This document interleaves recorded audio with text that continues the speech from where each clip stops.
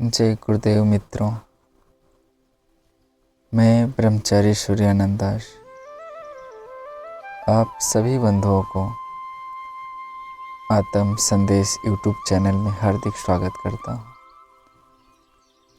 आज मैं इस वीडियो के माध्यम से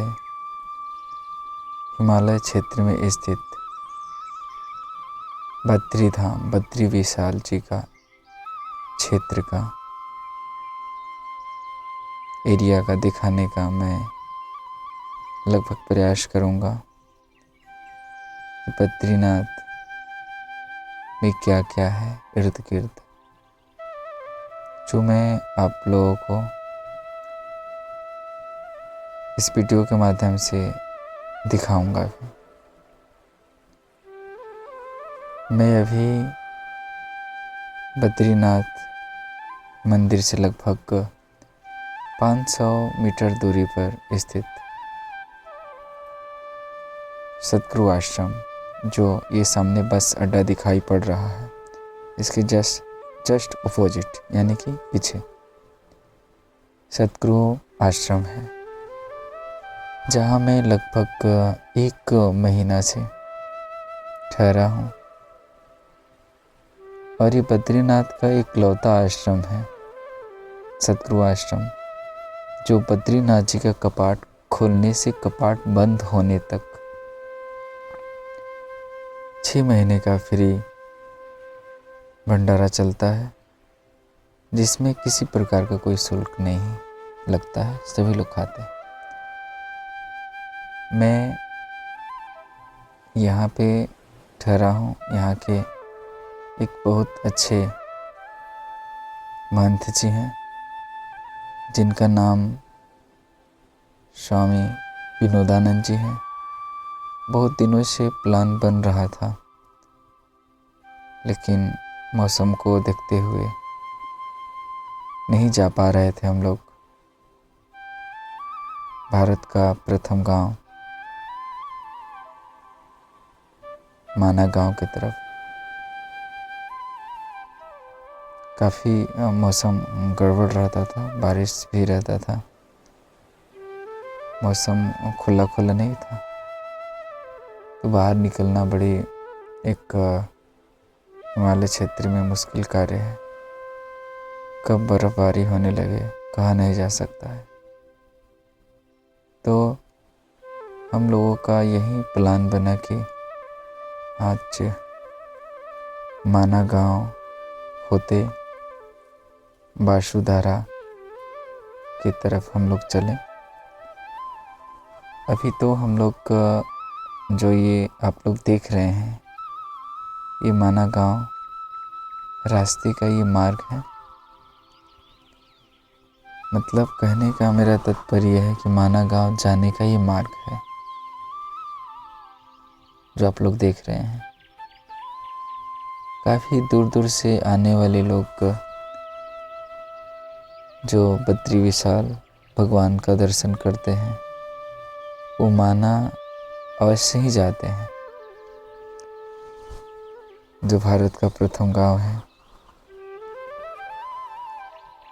जिसे मोदी जी ने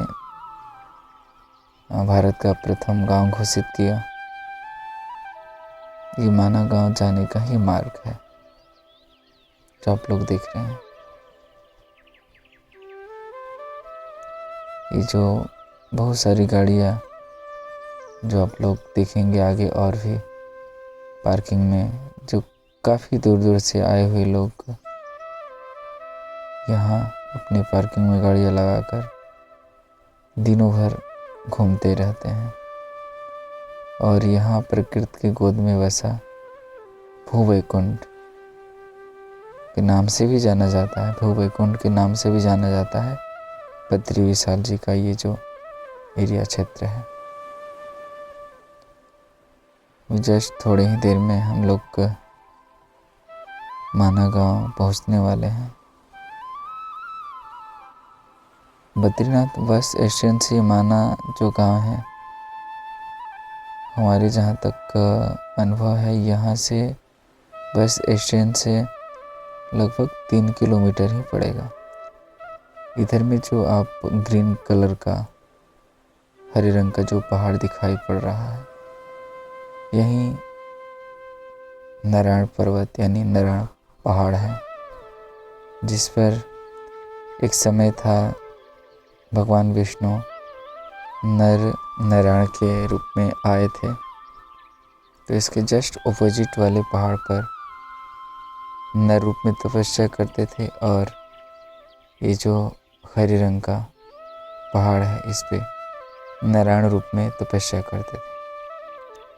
इसीलिए जिस पर वो तपस्या करते थे वो नर पर्वत के नाम से जाना जाता है, और जिस पर नारायण रूप में तपस्या करते थे वो नारायण पर्वत के नाम से जाना जाता है। देखिए, हम लोग माना गांव के क्षेत्र में एंट्री कर चुके हैं। साइड से जो है गाड़ियाँ लगी हुई हैं, जो काफ़ी दूर दूर से आए हुए लोग हैं, अपना पार्किंग में गाड़ी लगाकर यहाँ पर अपना भ्रमण करते हैं, और एक अलग सा प्रतीत करते हैं अपने जीवन में। एक अलग अनुभव ही प्रतीत होता ही है यहाँ पर। काफ़ी दूर तक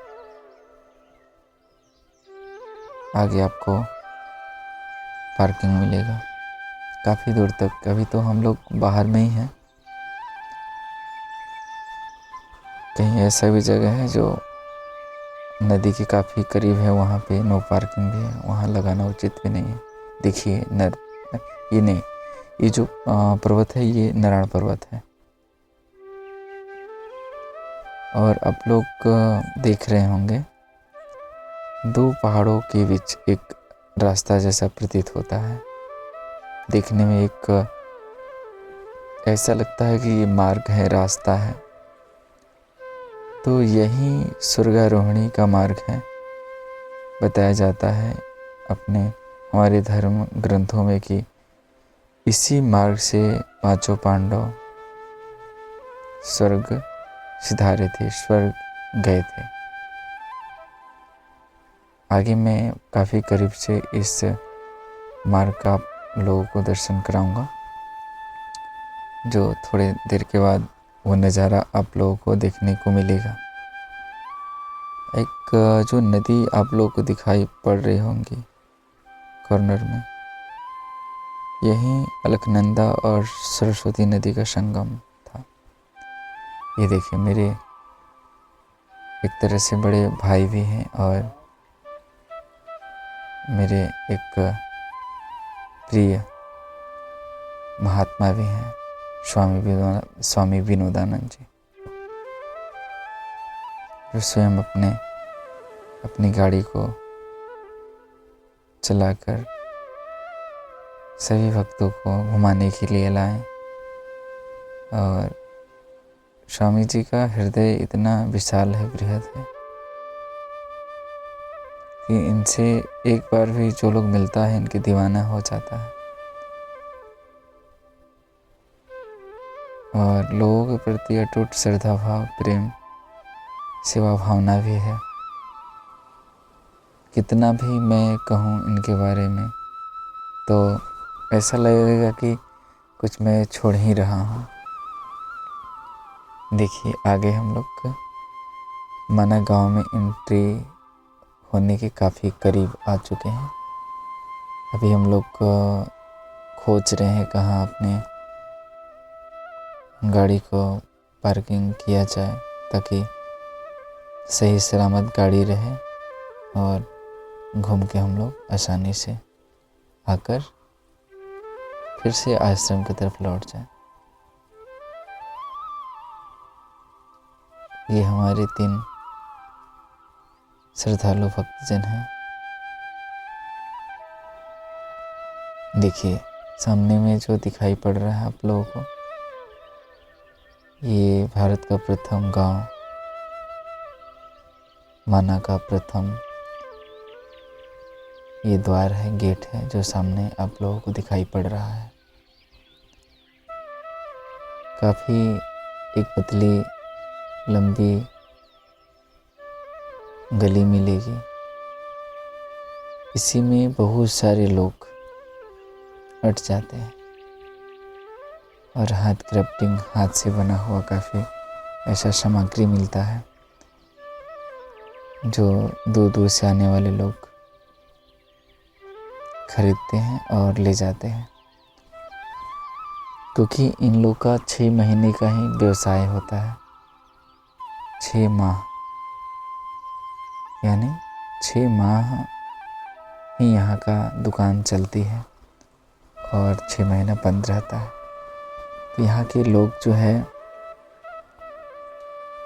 1 साल की कमाई 6 महीना में ही कर लेते हैं और इन्हीं से उन लोग का जीविकोपार्जन चलता है। तो लोगों के मन में ये श्रद्धा भाव प्रेम भी होता है कि नहीं, इन लोगों से कुछ न कुछ खरीदा जाए और दिया जाए, कुछ बदले में धन दिया जाए ताकि इन लोगों का भी काम चलता रहे। देखिए जो पीछे में दिखाई पड़ रही हैं वही सरस्वती नदी का उद्गम है, जहाँ लोग काफ़ी दूर दूर से देखने के लिए आते हैं। जो देख रहे हैं ये सरस्वती मैया का उद्गम स्थान है। यहाँ ये भी बताया जाता है कि ऊपरी पहाड़ी की चोटी से एक गुफा है वेद व्यास जी का, वहीं से चारों वेद का वो उच्चारण करते थे, यानी कि बोलते थे। नीचे में बैठकर गणेश भगवान लिखते थे। तो इस सरस्वती मैया का उद्गम से काफ़ी हल्ला होता था, काफ़ी शोर होता था, क्योंकि काफ़ी तेज़ धारा भी है, आप लोग जो देख रहे हैं। तो डिस्टर्ब हो रहे थे गणेश जी लिखने में, तो श्राप दे दिए कि आप यहीं तक पूरा हलचल जितना करना है कर लो मैया, आगे आपकी सारे हलचल शांत हो जाएंगे। तो सही में ऐसा ही होता है। आगे सामने देखने के बाद कुछ दूर तक ही मतलब ये शोरगुल सरस्वती नदी का सुनाई पड़ता है, आगे सच में नहीं पड़ता है, क्योंकि मैं तो काफ़ी करीब से ये अनुभव किया हूँ।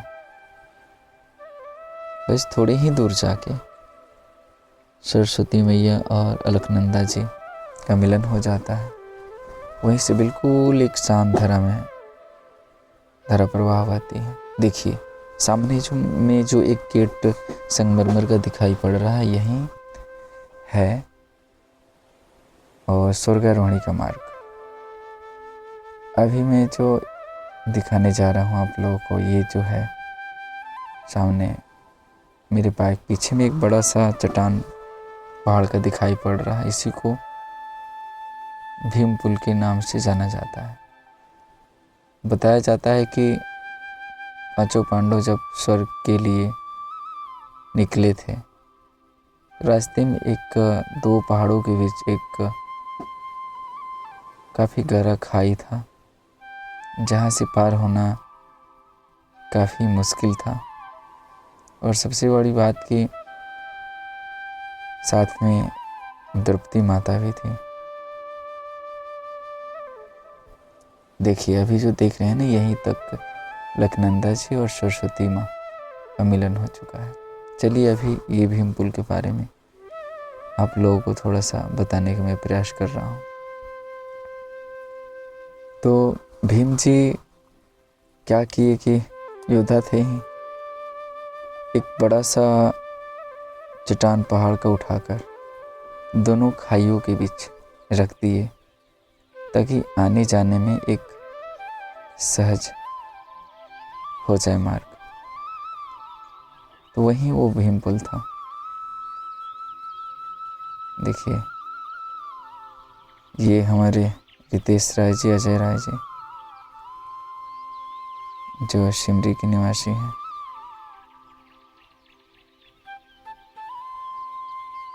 यहाँ ये लोग घूमकर बहुत आनंदित हुए, एक अलग प्रतीति भी हुआ और ये जगह भी ऐसा है। और देखिए राजू राय जी शिमरी स्वास्थ्य विभाग के बड़े बाबू हैं। देखिए सभी श्रद्धालु भक्त लोग यहाँ बैठकर स्वामी जी के साथ एक आनंद की अनुभूति कर रहे हैं। और ये जो चश्मे लगाए मेरे, ये धीरज कांत जी प्रसिद्ध गज़ल गायक हैं, काफ़ी फॉलोअर्स हैं इनके।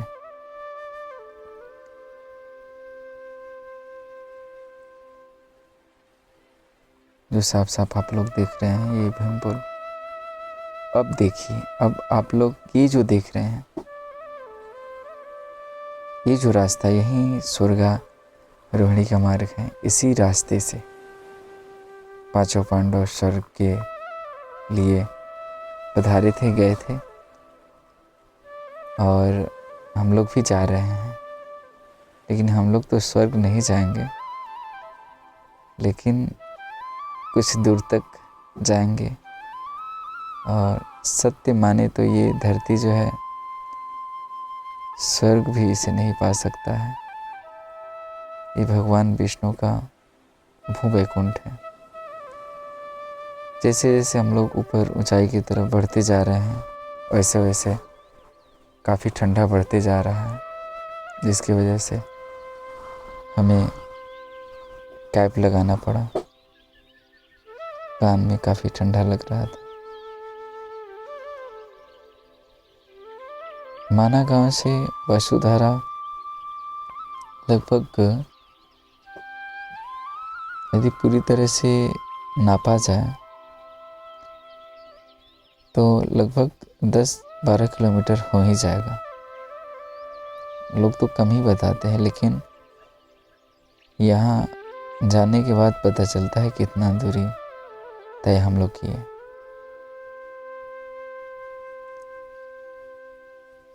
काफ़ी दूर चलने के बाद ऑक्सीजन लेवल भी कम है। बहुत कम ही चलने के बाद श्वास दम घुटने लगता है, थकान काफ़ी हो जाता है। बीच बीच में बैठकर थोड़ा सा आराम भी करना पड़ जा रहा है। देखिए हम लोग काफ़ी दूर से, दो पहाड़ों के बीच वहाँ एक छोटा छोटा कुछ दिखाई पड़ रहा है, वहीं से हम लोग आए। देखिए बादल,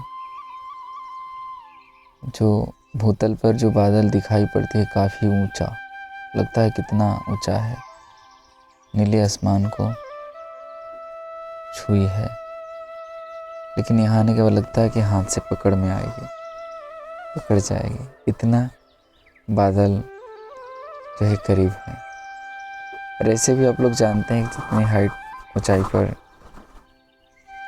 जाया जाए, वहाँ ऑक्सीजन लेवल कम और ठंडा भी बढ़ जाता है।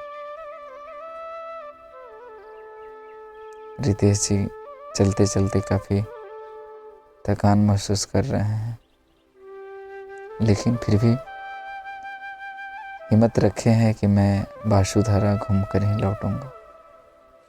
देख रहे हैं एक अद्भुत नज़ारा ही दिखाई पड़ रहा है। बादल, बादलों के बीच पहाड़, पहाड़ों के बीच बादल, बादलों के बीच पहाड़, पहाड़ों के बीच बादल, एक अद्भुत। यहाँ आने के बाद भी व्यक्ति थॉटलेस होने लगता है।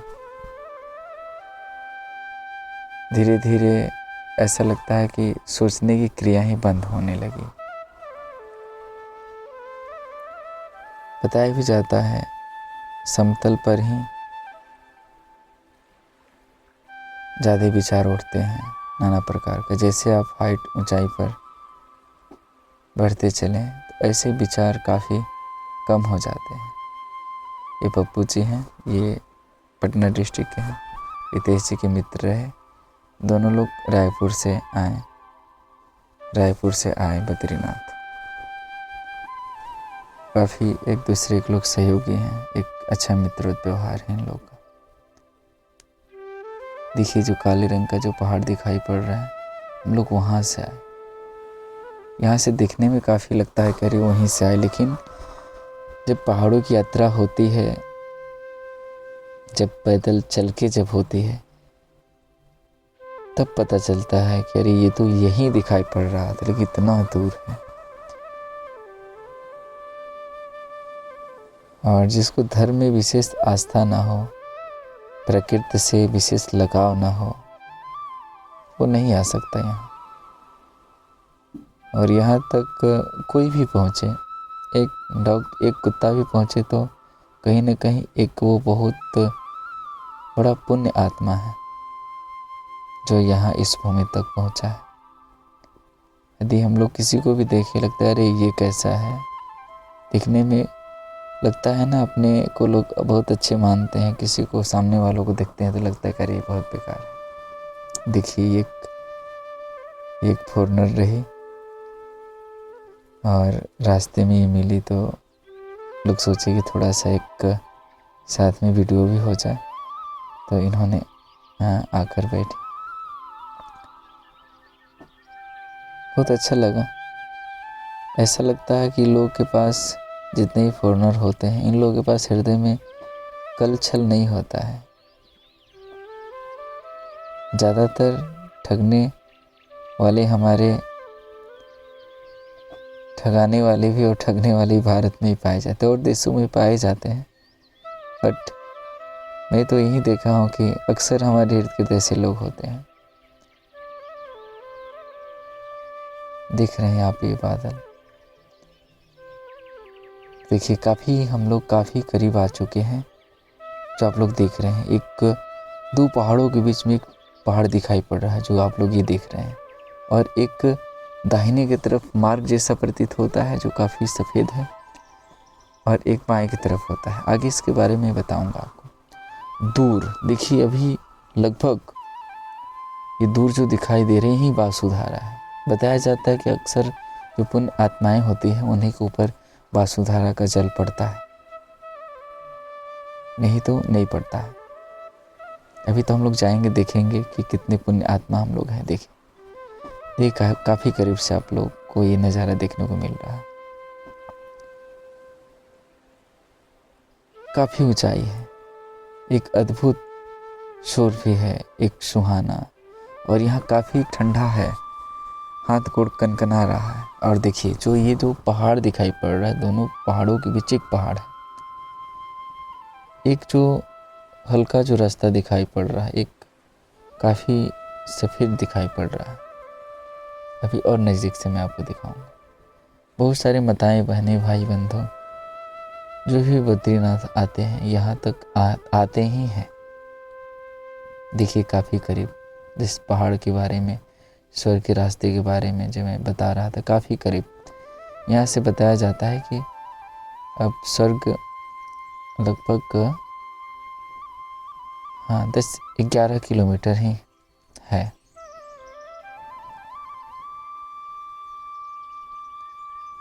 काफ़ी करीब हम लोग आ चुके हैं, और देखिए थक गए हैं ये, क्योंकि कभी इतना पैदल नहीं चले, अब चलना पड़ा तो फिर काफ़ी तकलीफ़ हो रहा है, लेकिन फिर भी पहुंच ही गए हैं। अब आप देख लीजिए, ये जो है दोनों पहाड़ों के बीच एक पहाड़ जो है, जो दाहिने की तरफ एक रास्ता गया है, स्वर्ग का रास्ता गया है, और इधर से एक लक्ष्मी वन की तरफ गया है। इसी रास्ते से पांचों पांडव गए थे। बहुत लोग रास्ते में ही शरीर छोड़ दिए, और एक वहाँ तक पहुँचे जिनका नाम था धर्मराज। हम लोग काफ़ी करीब पहुँच चुके हैं ऐसा प्रतीत होता है, लेकिन फिर भी ये जो वासुधारा दिखाई पड़ रही है, लगभग 1 किलोमीटर डिस्टेंस दूरी है यहाँ से। लेकिन प्रयास करते करते धीरे धीरे पहुँच ही गए। मैं भी पैदल बहुत कम चला था, लेकिन यहाँ तक पहुँचने में कम से कम, यदि सही समय देखा जाए तो 4 घंटा लग गया यहाँ तक पहुँचने में। लेकिन यहाँ आने के बाद एक ऐसा दिव्यता की अनुभूति हो रही है, ये मुख कितना भी वर्णन करे फिर भी लगेगा कि काफ़ी नहीं कुछ कह पाए, छूट गया बहुत सारा कुछ। यदि आप लोगों को समय मिले कभी तो एक बार ज़रूर उत्तराखंड देवभूमि घूमें और प्राकृतिक के गोद में ये स्थित स्वयं प्रकृति ने बनाया और इसने प्रकृति को बनाया, ऐसा प्रतीत होता है देखने के बाद। आप लोग आएं और आनंद लें। जीवन में तो बहुत सारा कुछ है ही करने का, कराने का। कहने का तात्पर्य है केवल खाने, कमाने, सोने और बच्चे पैदा करने तक जीवन को सीमित ना कर दें।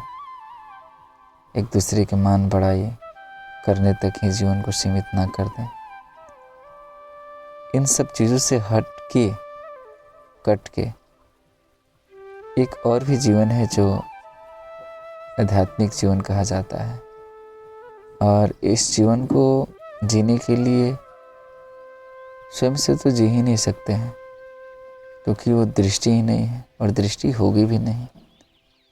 यदि सच में वो दृष्टि आप लोगों को चाहिए तो एक समर्थ सद्गुरु का सानिध्य प्राप्त करें, तभी वो नज़र मिल पाएगी और तभी उस नज़र से इस नज़ारा को दर्शन करके उस सच्चाई को आप पा सकते हैं। देखिए, ये बताया जाता है ना कि जो पुण्य आत्मा होते हैं उन्हीं के ऊपर ये पाशुधारा का जल पड़ता है। ये देखिए, हम लोग की तरफ ये जल फुहारे की तरफ ऐसे आ रहा है, पूरा भिगा दिया, ऐसे पड़ रहा है कि लग रहा है कि वर्षों से मिलने की अभिलाषा थी उस झरने का भी, और हम भी झरने से मिलने के लिए उतने ही उतावला थे। आप लोग देख रहे हैं एक ओस की तरफ ऐसे आ रहा है कि लग रहा है कि स्वागत में पूरी तरीक़ा से स्थित है। धन्य है प्रभु, बड़ी कृपा है उस परमात्मा की, और ये कृपा बिना गुरु के संभव भी नहीं है।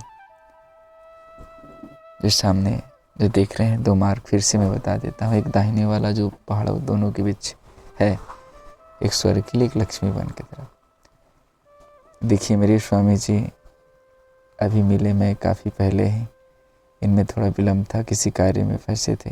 कुछ आश्रम भक्तजन लोग आए थे मिलने के लिए, कुछ महाराज जी के जी में कुछ ऐसा ज़रूरी कार्य था जिनकी वजह से मैं महाराज जी से पहले ही आ गया, ताकि महाराज जी तो बहुत बार आए गए हैं, इनको तो दिक्कत नहीं होता, लेकिन हमें दिक्कत होती, इसीलिए पहले आ गए। धन्यवाद। आप लोग कभी उत्तराखंड देवभूमि पधारें और आनंद लें। जय गुरुदेव मित्रों।